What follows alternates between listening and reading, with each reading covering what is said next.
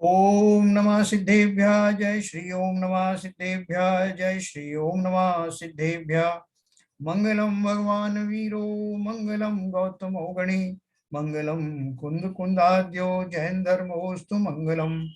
सर्व मंगल मांगल्यम सर्व कल्याण कारकम प्रधानम सर्वधर्माणां जैनम जयतु शासनम। जैनम जयतु शासनम जैनम जयतु शासनम। पुरुषार्थ सिद्धोपाय ग्रंथ आज हमारा इसका जो है समापन का दिन है। और इसकी जो गाथा हमने कल पढ़ी थी 217 गाथा से हम फिर से शुरू करेंगे। हालांकि 217 हमने थोड़ी टच की थी। मैं आपको इसके बारे में बताऊंगा। थोड़े इसमें अच्छे दार्शनिक पहलू हैं। मैं इसके साथ साथ आपको तीर्थंकर प्रकृति का बंध कैसे होता है, अपने को बार बार प्रश्न आता है, क्योंकि इसमें तीर्थंकर प्रकृति के बंध के लिए भी बात आई है, तो अपन बात करते हैं। कल अपन ने ये बात करी थी कि रत्नत्रय से बंध नहीं होता, अर्थात जब जीव रत्नत्रय का पालन करता है, सम्यक दर्शन, सम्यक ज्ञान, सम्यक चारित्र, तो ये तो जो साधन है जो सब जगह से मुक्ति होने के बाद, निवृत्ति होने के बाद ही ये प्रकट होते हैं। वो इन्हीं रत्नों से कोई बोलता है कि इनसे बंद होता है, तो ये तो हो नहीं सकता। ये सम्यक दर्शन से बंद होने लगे, सम्यक ज्ञान से होने लगे, सम्यक चारित्र से होने लगे। तो कल उन्होंने कहा था कि ऐसा नहीं है। 216 गाथा अपन ने पढ़ा था, और अपन ने ये भी पढ़ा था कि रत्नत्रय दो प्रकार का होता है, व्यवहार रत्नत्रय रूप और निश्चय रत्नत्रय रूप। देवशास्त्र गुरु का तथा सात तत्वों का श्रद्धान करना व्यवहार सम्यक दर्शन है। तत्वों के स्वरूप को जान लेना व्यवहार सम्यक ज्ञान है। अशुभ क्रियाओं से प्रवृत्ति हटाकर शुभ क्रिया में प्रवृत्ति करना व्यवहार सम्यक चारित्र। देखो, मैंने आपके इसके बारे में बताया था कि यहाँ इन्होंने बहुत स्थूल रूप से कथन किया है। बहुत सारे ग्रंथों में आपको इसकी बारीकी मिलेगी, इंक्लूडिंग रतनलाल बेनाला जी ने भी लिखा है। उनसे किसी ने पूछा कि जो क्या व्यवहार सम्यक दर्शन मिथ्या दृष्टियों को हो सकता है? समझना प्रश्न को। क्या व्यवहार सम्यक दर्शन मिथ्या दृष्टियों को हो सकता है? उनका बिल्कुल नहीं हो सकता। इसका अर्थ क्या है? सम्यक दृष्टि को ही व्यवहार सम्यक दर्शन होता है, अर्थात निश्चय सम्यक दृष्टि को ही व्यवहार सम्यक दृष्टिपना होता है। तो फिर ये कैसे घटित हुआ? इसका अर्थ यह है कि जीव ने पहले वास्तविक सम्यक दर्शन धारण किया। कल भी अपन ने चर्चा की थी, वो जो करण लब्धि आदि पूर्वक जो भाव आए, वो सारी कंडीशन फुलफिल होने के बाद जब उसको सम्यक दर्शन हुआ, औपशमिक सम्यक या औपशमिक या ये अपना क्षय उपशमिक सम्यक या क्षय सम्यक, कोई भी सम्यक हुआ, वो सम्यक प्राप्त होने के बाद उसको ये जो जब उसका उपयोग स्वमय से हट करके, एक बार श्रद्धा तो हो गई, श्रद्धा सम्यक हो गई, अभी इस समय मैं अपनी आत्मा का चिंतन नहीं कर रहा हूँ, तो मेरा मन जो है, मैं देवशास्त्र गुरु का वो गया हूँ मंदिर दर्शन करने, तो उनका मुझे श्रद्धान हो रहा है, या घर में बैठे ही उनका चिंतन कर रहा हूँ, या सात तत्वों का चिंतन कर रहा हूँ, 12 भावनाओं का चिंतन कर रहा हूँ। उस काल में चूंकि मैं अपने अतिरिक्त दूसरे द्रव्यों का चिंतन कर रहा हूँ, इस अपेक्षा से वो सम्यक दर्शन उस काल में व्यवहार सम्यक दर्शन कहलाता है।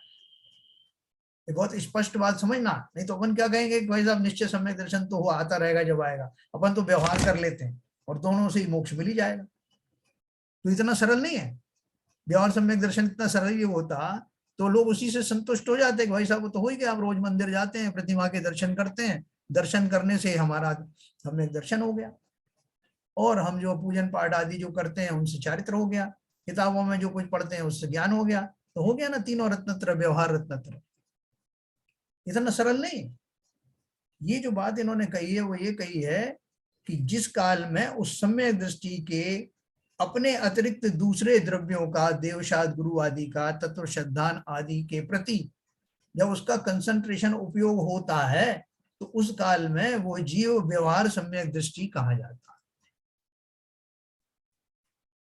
तो रतन लाल बेनाला जी ने बहुत अच्छे से ये प्रश्न जो है वो एड्रेस किया। सीधा उन्होंने लोगों ने पूछा कि इसका मतलब क्या है कि जैसे हम लोग हैं, हम अभी सम्यक दृष्टि नहीं हुए, लेकिन ये सब तीनों क्रियाएं हम करते हुए पाए जाते हैं, जैसा आपने लिखा है देवशास्त्र गुरु का जो है जिसको श्रद्धान हो, सात तत्वों का श्रद्धान हो, वो व्यवहार सम्यक दर्शन है। और अशुभ क्रियाओं से प्रवृत्ति हटाकर शुभ क्रियाओं में प्रवृत्ति करना व्यवहार सम्यक चारित्र है। बोले आपने ही तो बताया ये तीनों चीजें हम कर रहे हैं, तो हमें हो गया ना व्यवहार सम्यक चारित्र।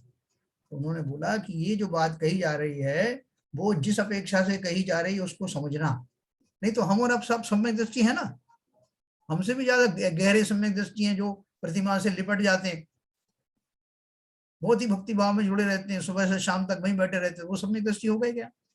फिर तो ये करण लब्धि आदि इनका कोई जो है प्रसंगता नहीं रही। इसलिए इस बात को बहुत अच्छे से समझना, जो अभी अपन जो आगे की गूढ़ शास्त्र पढ़ेंगे, गोमट सार आदि जो ग्रंथ पढ़ेंगे या दूसरे जो समय सार आदि पढ़ेंगे, उनमें ये बात आपको बहुत स्पष्ट हो जाएगी।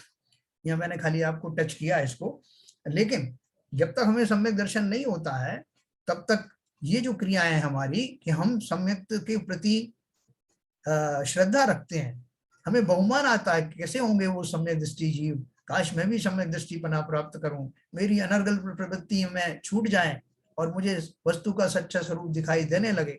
ये जो हम प्रयास करते हैं, ये सब प्रयास हमें सम्यक दृष्टि बनाने के नजदीक ले जाता है, ये बात बिल्कुल अलग है। और जब मैं श्रद्धान करने जा रहा हूं तो गलत श्रद्धान नहीं करूंगा कि भाई साहब मैं तो हो ही गया सम्यक दृष्टि, अभी से ही हूं। जैसे कोई कोई तो वो ये भी कहने लगते हैं कि मैं तो अभी भगवान हूं, इसी समय भगवान हूं। ऐसा गलतफहमी में मत पड़ना। ये अवश्य है कि जब तक सम्यक दर्शन नहीं होता तब तक मेरी जो भी क्रियाएं हो रही हैं वो, अगर मैं सीरियस हूं, ईमानदार हूं, तो मेरी वो सारी क्रियाएं सम्यक दर्शन प्राप्त करने में सहायक होने वाली है। जो भी आचरण में अच्छे करता हूँ, ये सब करता हूँ, और कोई निदान पूर्वक कुछ वांछाएं नहीं करता हूँ, पूजन पाठ भी निरपेक्ष होकर करता हूँ, स्वाध्याय आदि सब निरपेक्ष भाव से करता हूँ, तो अवश्य ही वो सम्यक दर्शन की जो भूमिका है मेरी बन रही है। ये खाली नहीं जाने वाला बार, लेकिन इसी को मत समझ लेना हो गया सम्यक दृष्टि। तो ये हमने 217 गाथा पढ़ा। आत्म स्वरूप का श्रद्धान करना निश्चय सम्यक दर्शन, आत्मज्ञान करना निश्चय सम्यक ज्ञान, और आत्म स्वरूप में परिणमन यानी विश्राम करना निश्चय सम्यक चारित्र है। यह निश्चय रत्नत्रय साक्षात मोक्ष का कारण है, मोक्ष रूप ही है। वह जीव को कर्मों से छुड़ाने का कारण है, परंतु कर्म बंध का कारण तो सर्वथा नहीं है। जो उपाय हैं वो कैसे आपके कारण बन जाएंगे बंध के? जिस रस्सी से आपको क्लॉकवाइज डायरेक्शन में बांधा गया था, अब उसको उल्टे डायरेक्शन में बांधेंगे तो रस्सी खुल जाएगी ना। अपन ये तो नहीं कह सकते उल्टे डायरेक्शन में खोलने घुमाने से भी वो बंधेगी, तो पॉसिबल नहीं है ना। उसी तरह से जो जिन उपायों से सम्यक दर्शन तीनों रत्नत्रय की प्राप्ति होती है, उन्हीं उपायों से या उन्हीं वस्तुओं से मुझे बंध नहीं होगा। ये प्रश्न क्यों आया? अब जो अपन जब वो समय सार कलश आदि पढ़ेंगे उसमें बहुत विस्तार से बात आती है कि बहुत सारे जीव ऐसा मानते हैं कि वो जो जब जीव जो है वो वीतरागी सम्यक का धारण नहीं करता, सराग सम्यक दृष्टि होता है, यानी किंचित राग भी मौजूद है उस भूमिका में, उसको पुण्य बंध भी होता है। तो लोगों ने इससे भ्रमित हो गए लोग, साहब देखो वो मुनिराज के पुण्य बंध हो रहा है कि नहीं हो रहा, और सम्यक वो रत्नत्रय की आराधना कर रहे हैं, जिसका मतलब रत्नत्रय ने ही उनको बंद कराया। तो उसको उन्होंने क्लियर करने के लिए बोला है, एक मैं गाथा आपको दूसरी टीका में से सुनाऊंगा। उन्होंने बोला है कि जो बंद हुआ वो रत्नत्रय से नहीं हुआ, वो तो उसके साथ में जो सराग सम्यक दर्शन आदि हैं उसमें रहने वाला जो भी शुभ राग है उसके कारण वो पुण्य बंध हुआ। जितनी मात्रा में शुभ राग है और जितनी मात्रा में शुद्धपना है, वहां कोई बंध नहीं होता। और हम रत्नत्रय की जिस भूमिका की बात कर रहे हैं वो परम शुद्ध स्टेटस स्थिति की बात कर रहे हैं, जिसमें किसी तरह का राग रूपी शुभ राग रूपी भी अंश नहीं होता है ना। देखो इसमें एक गाथा है, ये दूसरी एक टीका में से मैं पढ़ के सुनाऊंगा।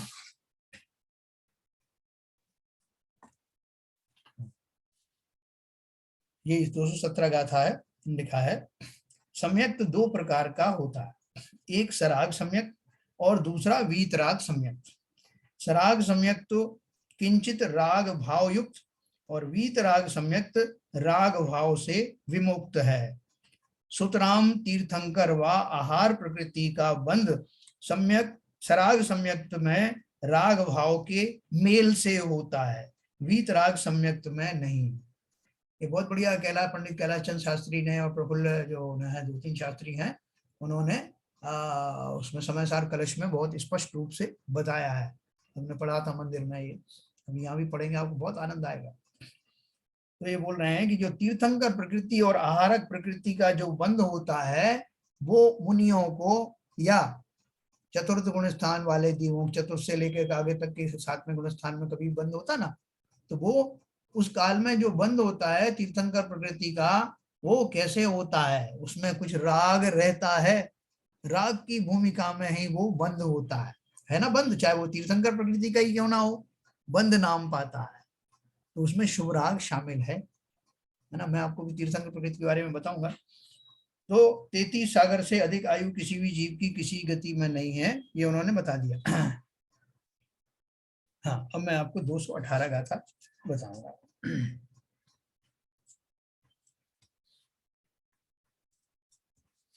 217 में और भी दिया उन्होंने, सम्यक दर्शन और सम्यक चारित्र से तीर्थंकर प्रकृति और आहारक प्रकृति का बंध होता है, ऐसा जो सिद्धांत में उपदेश है वह भी अनेक नए के वेत्ता विवेकी जिन धर्मी पुरुषों के समक्ष दोष अर्थात विरोध उत्पन्न नहीं करता। बोल रहे हैं भावार्थ में सम्यक दर्शन, मैं आपको शेयर करता हूं स्क्रीन, सॉरी।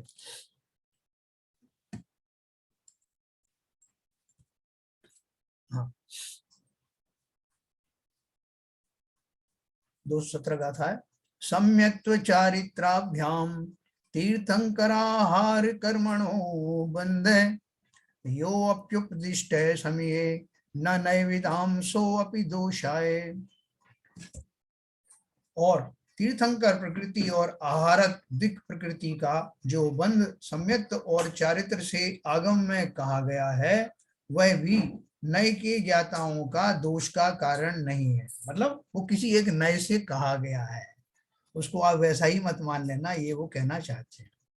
तो देखो क्या लिखा है, सम्यक दर्शन और सम्यक चारित्र से तीर्थंकर प्रकृति और आहारक प्रकृति का बंध होता है, ऐसा जो सिद्धांत में उपदेश है वह भी अनेक नए के वेत्ता विवेकी जिन धर्मी पुरुषों के समक्ष दोष अर्थात विरोध उत्पन्न नहीं करता, क्योंकि उनको नए का ज्ञान है कि किस अपेक्षा से कहा गया है। तो सम्यक दर्शन प्रकट होने के पश्चात ही तीर्थंकर नाम कर्म की प्रकृति का बंध तथा सम्यक चारित्र होने के पश्चात ही आहारक प्रकृति का बंध होता है। आहारक प्रकृति जानते ना, जो मुनि के मस्तक से जो पुतला निकलता है, जो शंका समाधान आदि के लिए जाता है, इनके दोनों के बारे में बताऊंगा आपको। तो जो ऐसा कथन है कि रत्नत्रय तो कर्म का बंद करने वाला नहीं है, वो कैसे? बोले आप दो बात कर रहे हो, शास्त्रों में कहीं कहीं लिखा है कि उससे ही बंद होता है, किससे? सम्यक दर्शन और सम्यक चारित्र से, और यहाँ आप कह रहे हैं कि नहीं वो रत्नत्रय से कोई बंद नहीं होता, तो क्या माजरा क्या है? तो उसका उन्होंने व्याख्या की है, सति सम्यक चरित्रे तीर्थंकराहार बंध कौवतः योग कषाय न सती तत्पुनर् अस्मिन् उदासीनम। जिसमें सम्यक्त और चारित्र होने पर तीर्थंकर और आहारक द्विक के बंद करने वाले योग और कषाय होते हैं और नहीं होने पर नहीं होते, अर्थात सम्यक्त और चारित्र बिना बंद के कर्ता योग और कषाय नहीं होते।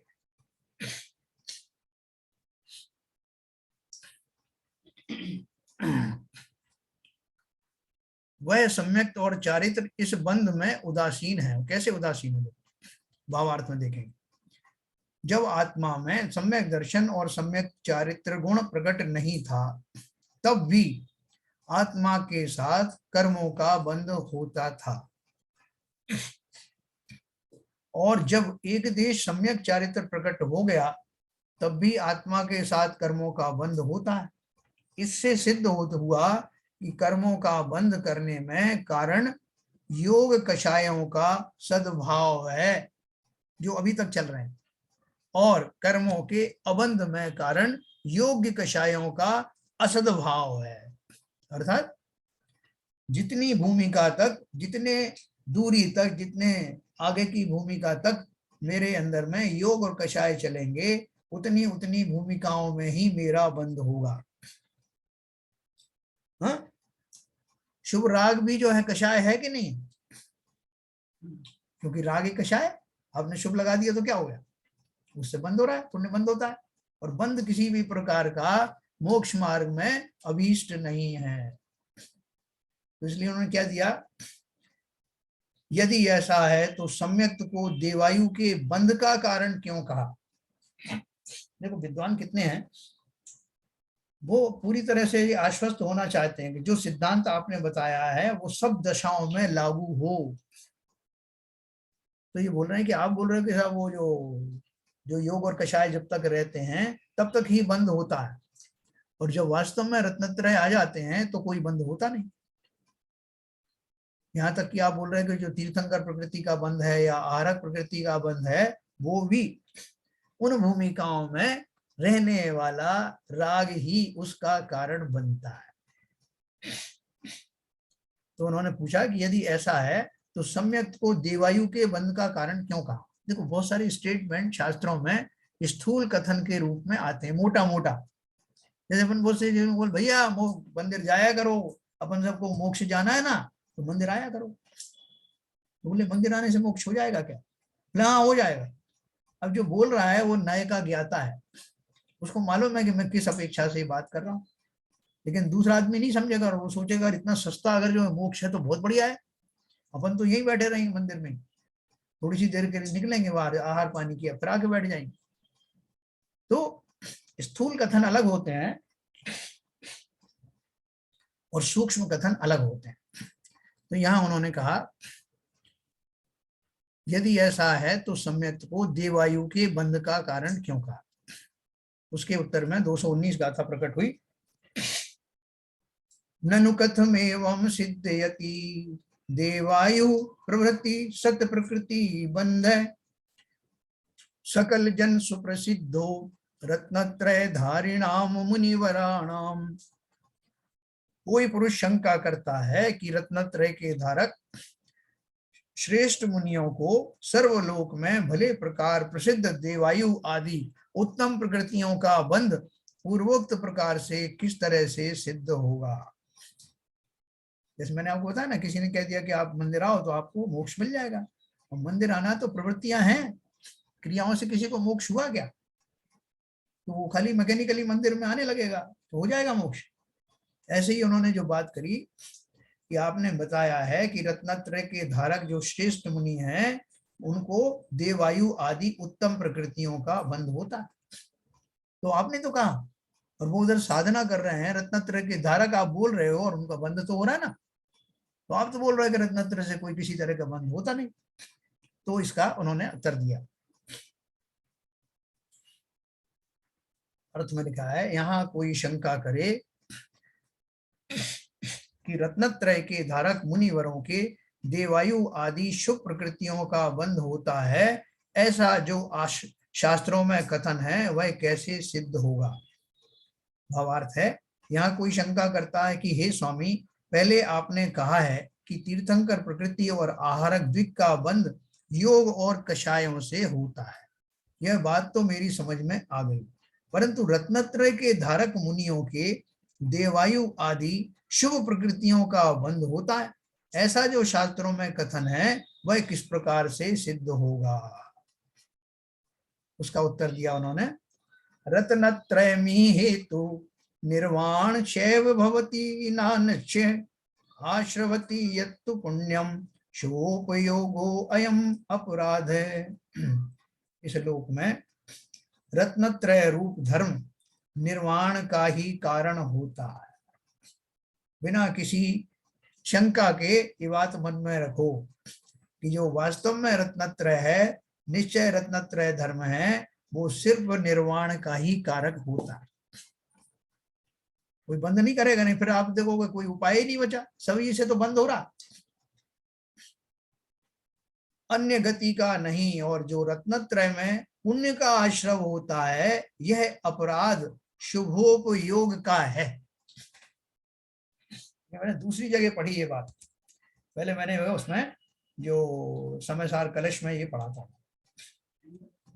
आचार्य अमृतचंद के जो कलश हैं, अमृत कलश हैं, उनमें मैंने ये पढ़ा था। तो ऐसी स्पष्टता से वहां लिया है और यहाँ भी उन्होंने ऐसे ही दिया है।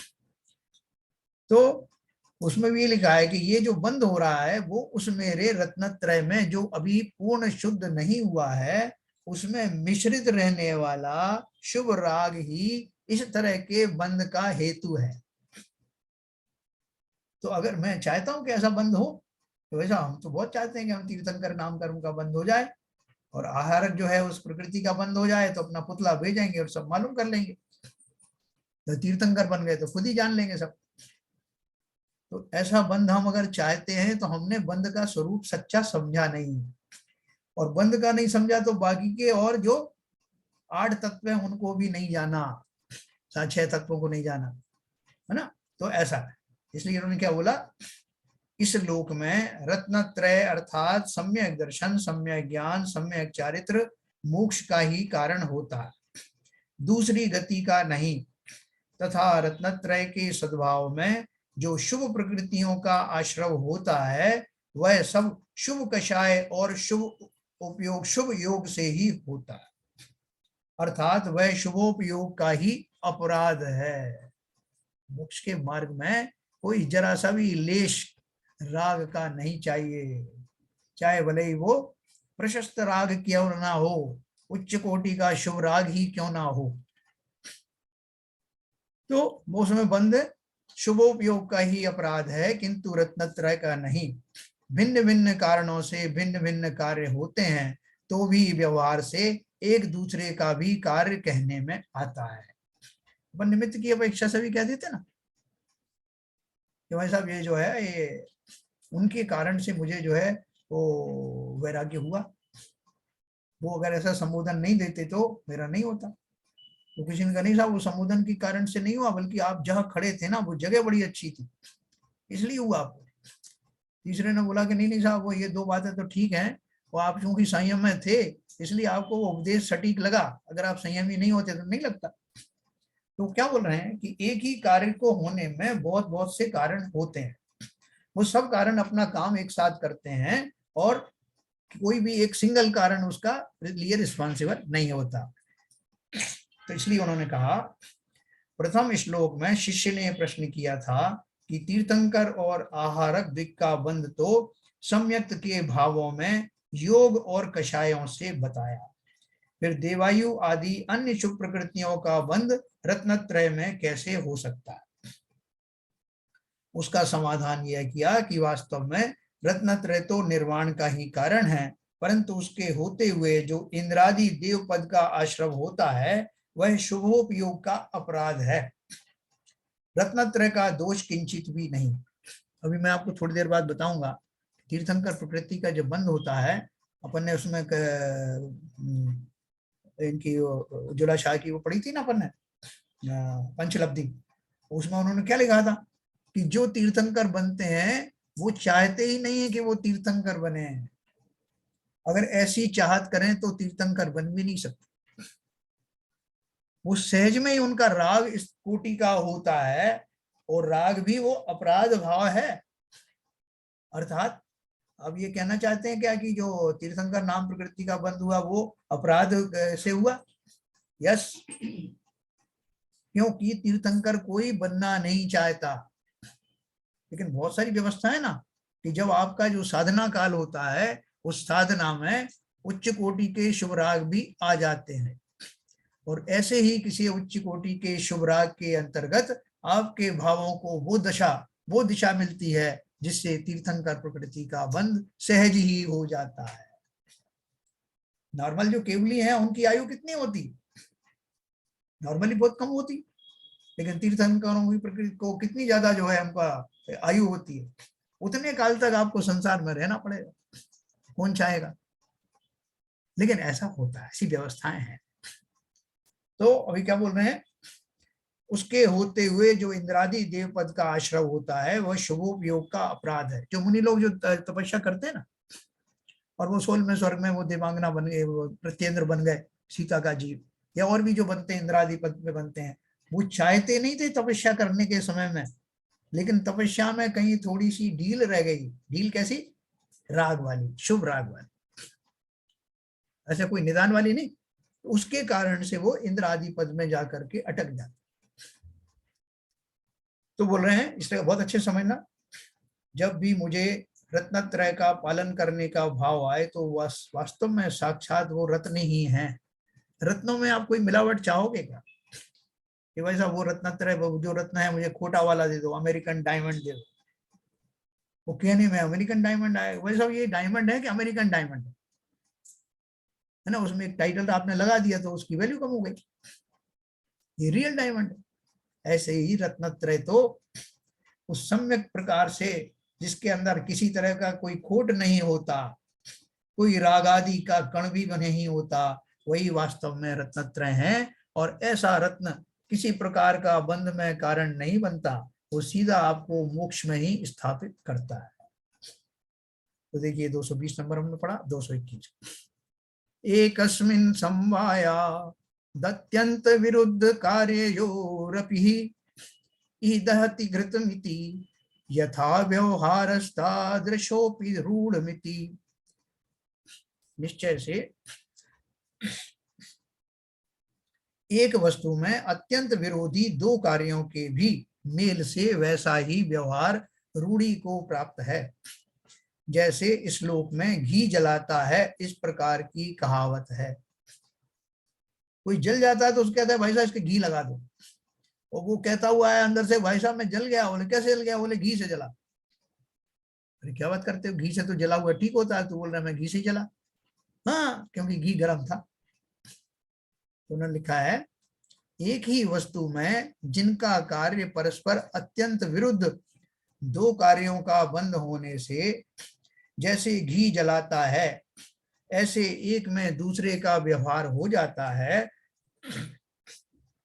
उसी प्रकार यहाँ भी व्यवहार प्रसिद्ध हो गया है कि सम्यक्त से शुभ प्रकृतियों का बंध होता है, परस्पर विरुद्ध है। ऐसे ज्ञान भाव राग भाव के समवाय अर्थात मिलाप से जो कर्मों का बंध होता है, वह इस तरह जानना चाहिए जैसे अग्नि के संयोग से उष्ण हुए घृत के द्वारा कोई पुरुष जल गया। वहां यद्यपि जलाने का स्वभाव घृत का नहीं है, वो तो अग्नि का, परंतु फिर भी उन दोनों के संयोग से लोक में ऐसा ही कहा जाता है कि घृत ने शरीर को जला दिया। तो बहुत अच्छा एग्जांपल दिया। उसी प्रकार सम्यक्त और राग भाव इन दोनों के मिलाप में यद्यपि बंध का कारण तो राग ही है, सम्यक्त नहीं। जैसे वहां अग्नि थी, घी नहीं था, ऐसे ही राग भाव ही उसका असली कारण था।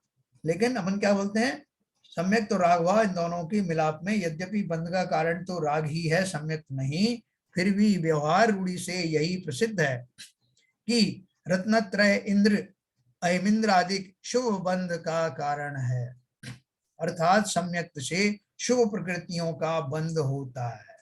देखो इस बात को इतना जोर क्यों दिया जा रहा है, क्योंकि आपको जगह जगह पर ऐसे उपदेशक मिलेंगे जो उसका नए को बड़ी प्रकार से ना जानकर इसी भाषा का प्रयोग करेंगे। भैया सौधर में इंद्र बन जाओ, तो क्या हो जाएगा उससे? उससे ये हो जाएगा कि इस भाव में जो कुछ हो वो तो अच्छे से निकल जाएगा, आगे आप सौधर में इंद्र बनोगे, बहुत विभूतियों के मालिक होगे, अर्थात वहां पुण्य को ही उत्कृष्ट बता दिया जाता है। उनको क्या पड़ी हो, तो आपसे बोलेंगे इतना दान दो, सौधर में बन जाओ, और आप एक दिन जो है वास्तविक सौधर में बन जाओगे, और फिर देखेंगे आगे का क्या होना। उनको मतलब ये है कि आप भली प्रकार से दानवीर कर्ण बन जाएं। वो जो कह रहे हैं उनके कहने में कोई हर्ज नहीं, क्योंकि अगर वो उस अपेक्षा से कह रहे हैं जैसा शास्त्रों में लिखा है, तब तो कोई हर्ज नहीं। लेकिन वो स्वयं भी उस नए से वाकिफ नहीं है, वो नहीं जानते। बोले साहब शास्त्रों में लिखा है ऐसा, तो धर्मेंद्र बन गए तो आप जो है मोक्ष जाएंगे ही जाएंगे। बन गए का अर्थ क्या है? वास्तविक समय सौधर्मेंद्र बनना है, जो सम्यक दृष्टि होता है, एक भवावतारी होता है। तो वैसा सम्यक दृष्टि बनने के लिए और ऐसा इंद्र बनने के लिए ये आपकी बाहरी वेशभूषा मात्र धारण कर लेने से काम चलने वाला नहीं है। आप धारण करिए, अवश्य करिए, मंदिर के जो भी धार्मिक अनुष्ठान है उनमें भाग लीजिए, लेकिन भावना तो भावना वैसी कि मैं एक भवावतारी बन जाऊं।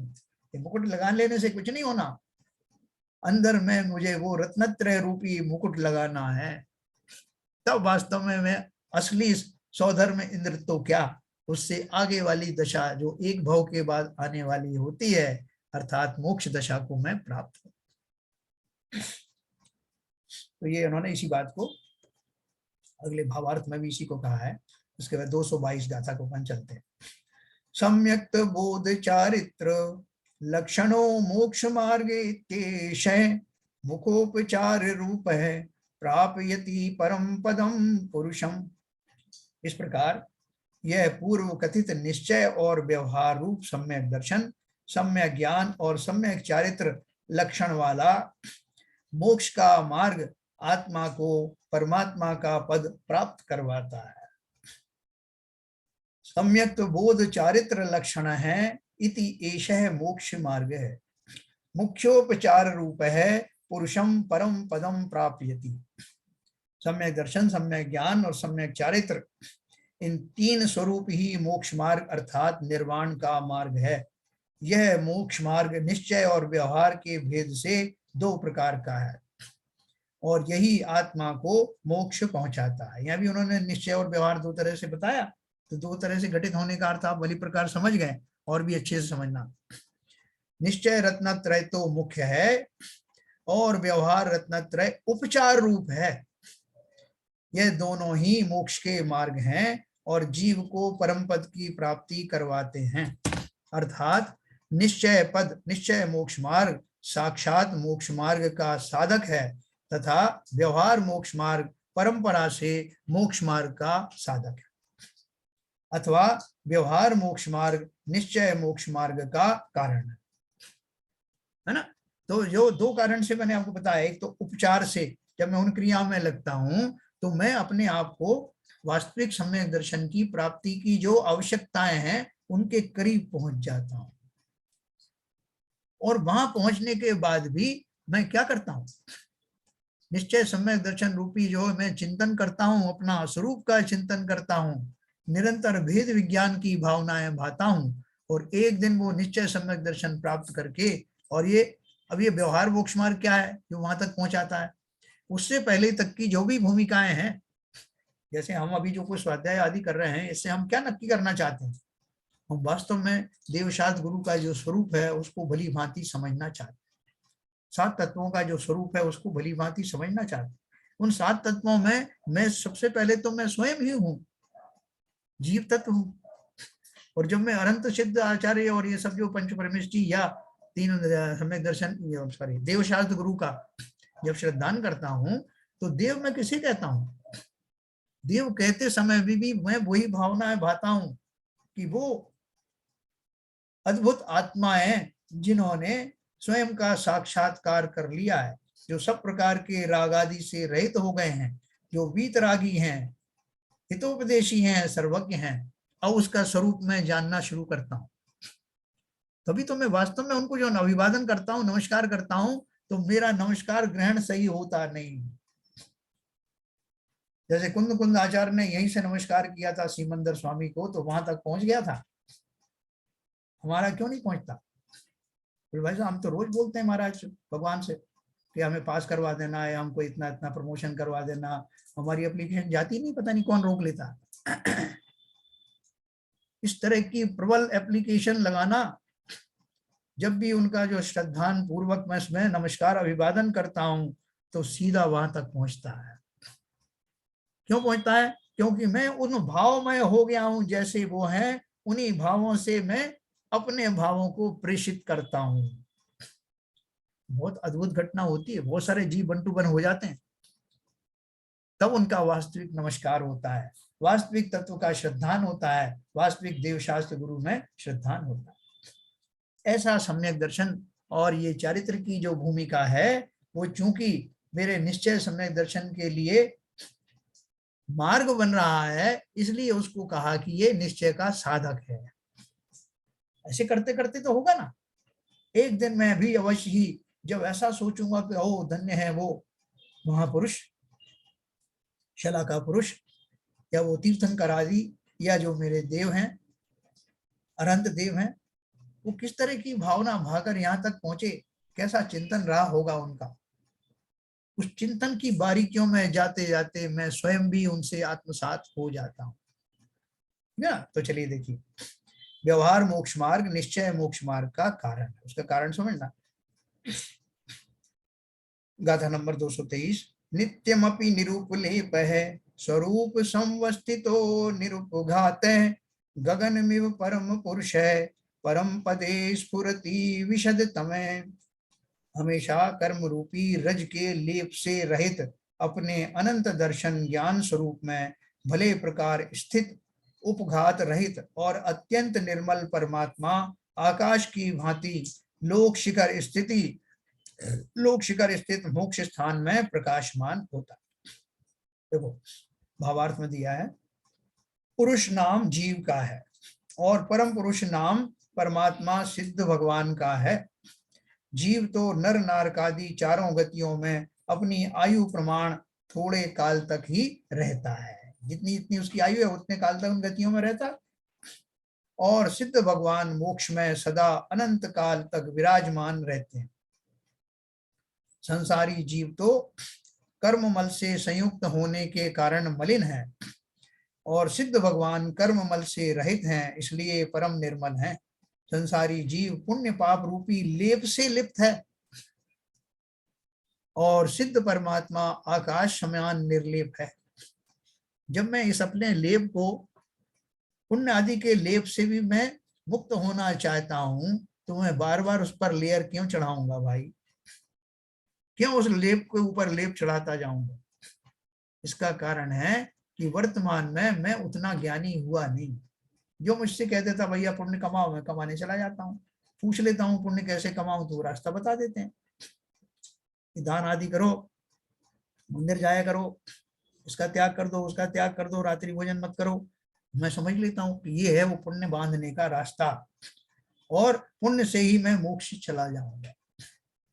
क्योंकि देखो प्रारंभिक भूमिकाओं में हमको ऐसा समझाया जाता है, छोटा बच्चा होता है, इसको स्कूल जाने के लिए कुछ टॉफी वॉफी का लालच दिया जाता है। उस टाइम उसको थोड़ी कहते हैं कि तुम स्कूल में आओगे क्लास में तो एक दिन पीएचडी कर लोगे, वो क्या जाने पीएचडी। इसलिए जो मुनि आदि हैं, जो भी हमारे जो उपदेशक हैं, वो प्रारंभिक भूमिकाओं में हमको पुण्य पाप को छोड़ने की और पुण्य को अपनाने की बात करते हैं। लेकिन अभी अपन बड़े हो गए ना, तो समझदार हो गए कि उन्होंने जिस भाव से हमको इस पुण्य की तरफ लाए थे, अब वो उसकी आवश्यकता नहीं रही।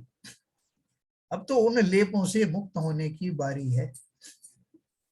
होली पे आया अपन ने 3-4 लेयर रंग की लगी हुई, मैंने एक लेयर हटाई, उसमें दूसरे अंदर में गोल्डन लेयर दिखी, तो क्या उसको मैं बनाए रखूंगा? भाई साहब ये अच्छी लग रही, और लोगों ने कह दिया इस रंग में आप ठीक लग रहे हो, तो मैं उसको धारण करे रहूंगा क्या?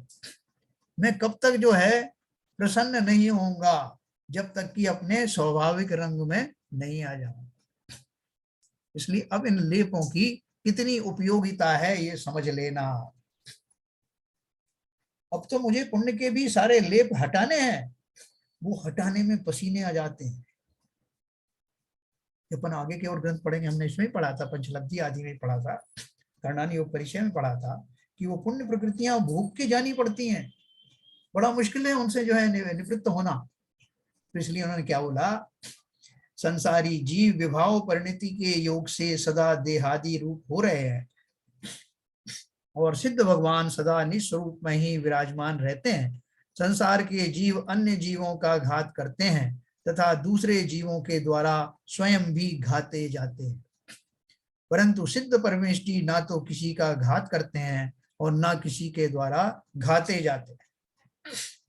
ऐसे सिद्ध भगवान अखंड अविनाशी निर्मल निज स्वरूप में स्थित सदा काल परम पद अर्थात मोक्ष में ही विराजमान रहते हैं।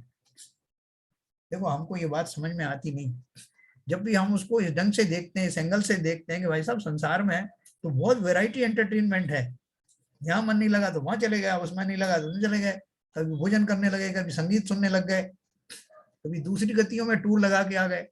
तो भाई साहब कितना ज्यादा चेंजेस है ना, इसमें वैरायटी है, और आप वहां बैठ कर क्या करोगे अकेले एक ही दशा में।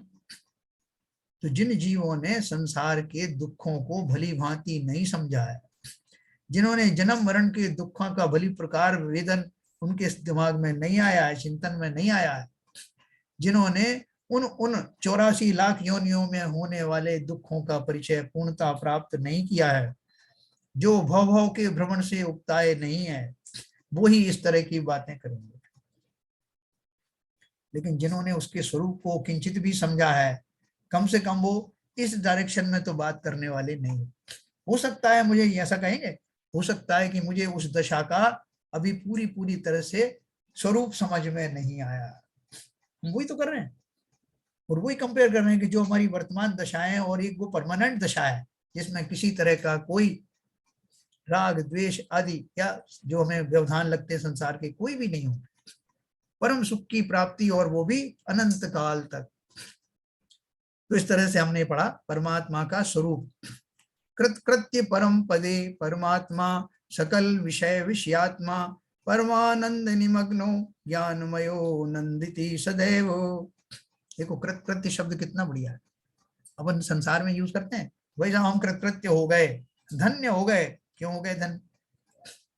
भाई साहब हमने वो नदी में डुबकी लगाई ना, अब समझते नहीं बात को। आज वो फलानी अमावस्या थी और हमने जो सोमवती अमावस्या थी उसमें हमने डुबकी लगाई, हम तो धन्य हो गए, कृतकृत्य हो गए।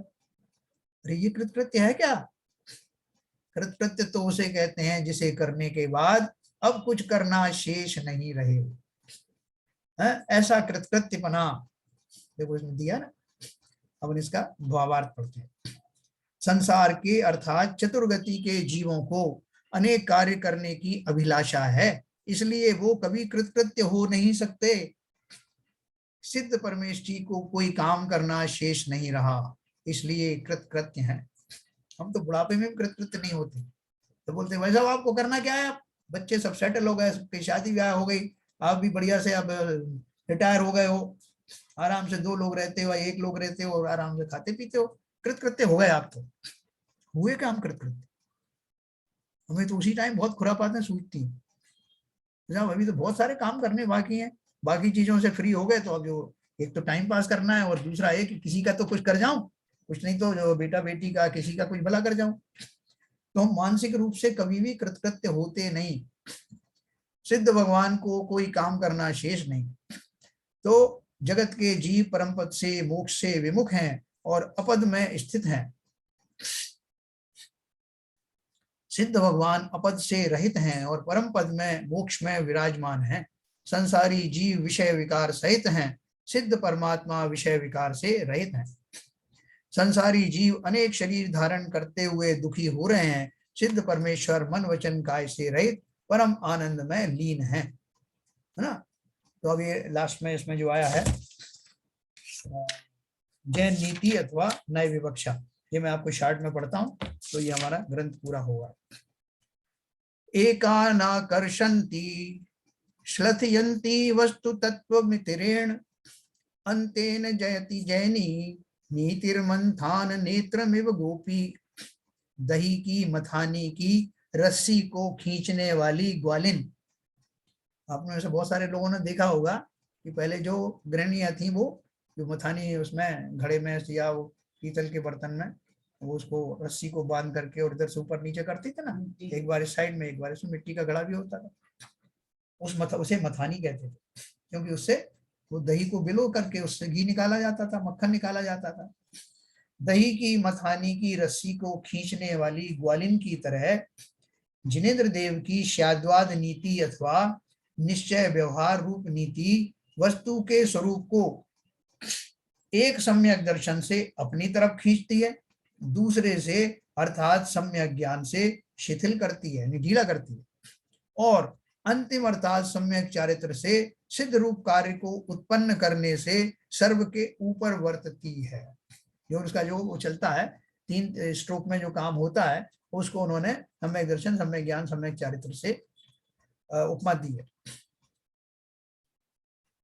देखो इसका टीका का अर्थ किया है, दही की मथानी की रस्सी को खींचने वाली ग्वालिन की तरह जिनेन्द्र भगवान की जो नीति अर्थात विवक्षा है वह वस्तु स्वरूप को एक नई विवक्षा से खींचती है, दूसरी नई विवक्षा से ढीला करती है, वह अंत्य अर्थात दोनों विवक्षाओं से जयवंत रहे। कौन सी तरफ की जो रस्सी ठीक है काम की? बोले दोनों ही, दोनों की अपनी उपयोगिता है। ये नए के द्वारा इसी तरह से जो विवक्षा है वो सभी बातें जो कही हैं व्यवहार की और जो निश्चय की, वो सब नए की अपेक्षा से कही गई हैं और दोनों ही उपादेय हैं अपनी अपनी अपेक्षा से।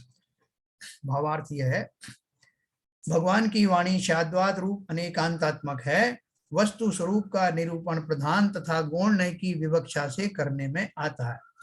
जैसे कि जीव द्रव्य नित्य भी है और अनित्य भी है, द्रव्यार्थिक नय की विवक्षा से नित्य है और पर्यायार्थिक नय की अपेक्षा से अनित्य है, यही नय विवक्षा है ना। मैंने आपको जो बताया था ना पहले कि जैसे पंखा चलता है और चलता भी है और नहीं भी चलता।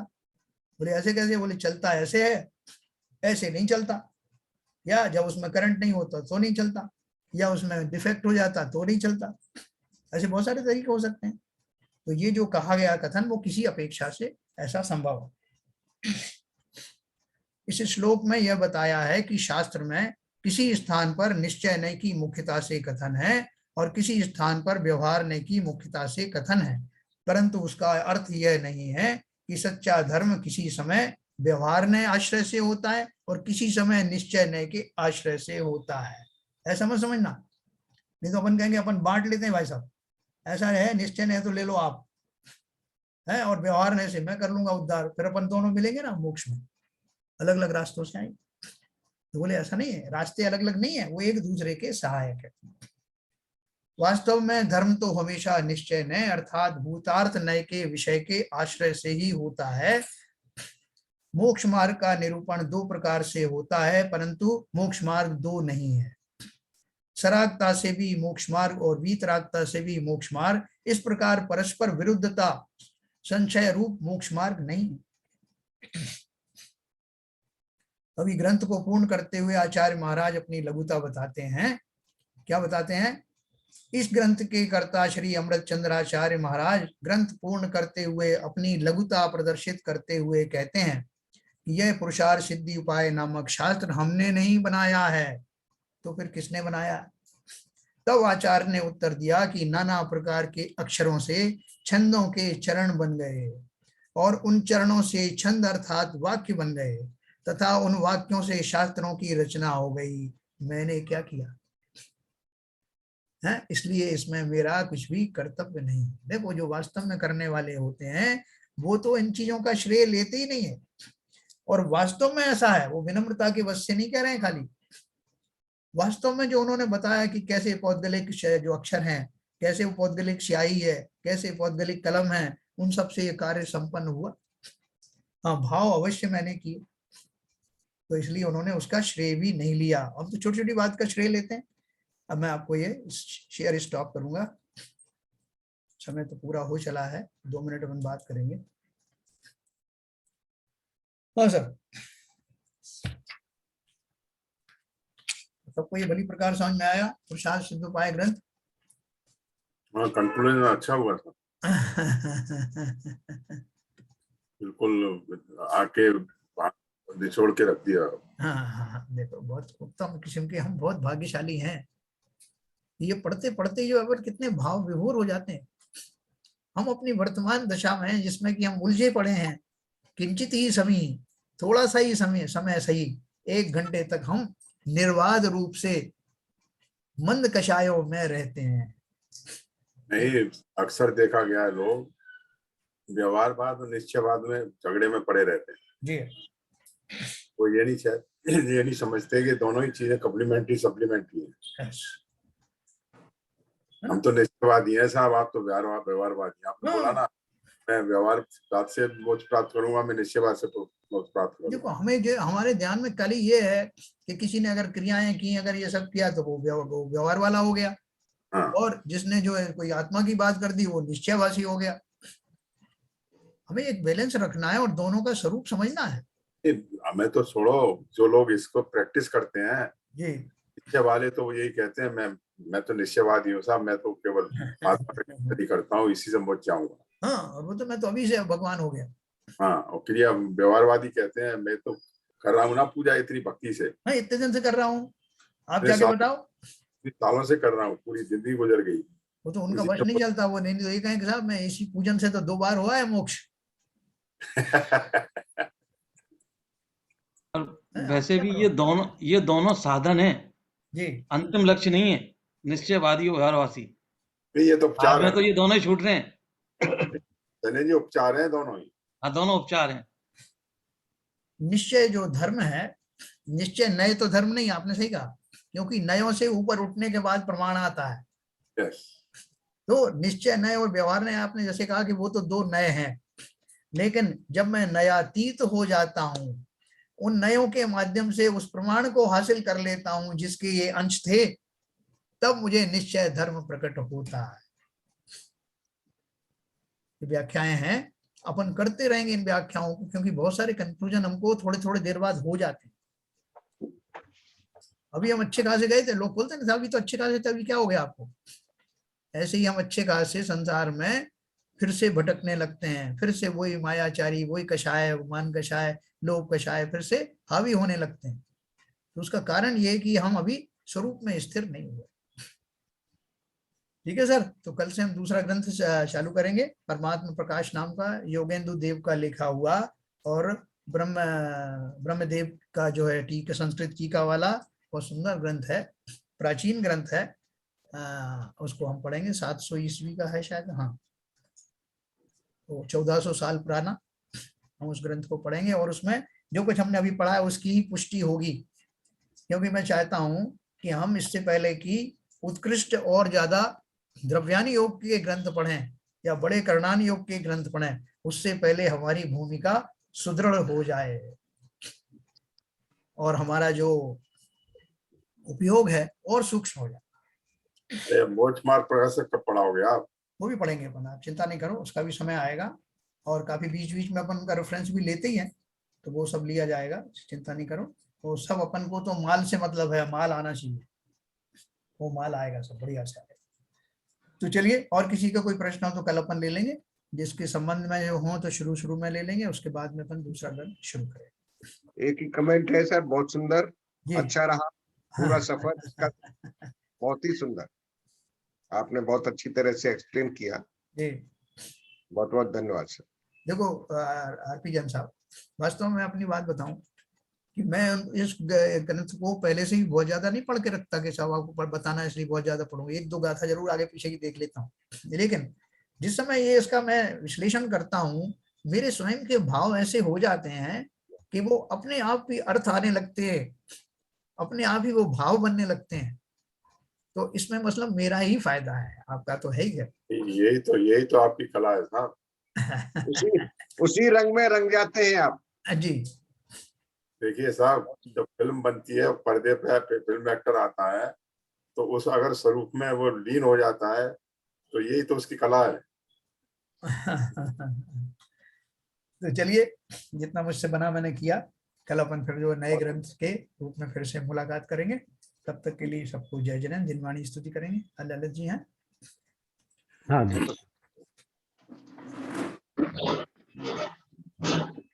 मिथ्यातम नाश विको ज्ञान के प्रकाश विको आप पर भास विको भानु सी बखानी है। हो द्रव्य जान विको बंध विधि भान विको स्वपर पिछान विको परम प्रमाणी है। अनुभव बताए विको जीव के जताए विको काहू न सताए विको भव्य और आनी है। जहाँ तहाँ तार विको पार के उतार विको सुख विस्तार विको यही जिनवाणी है।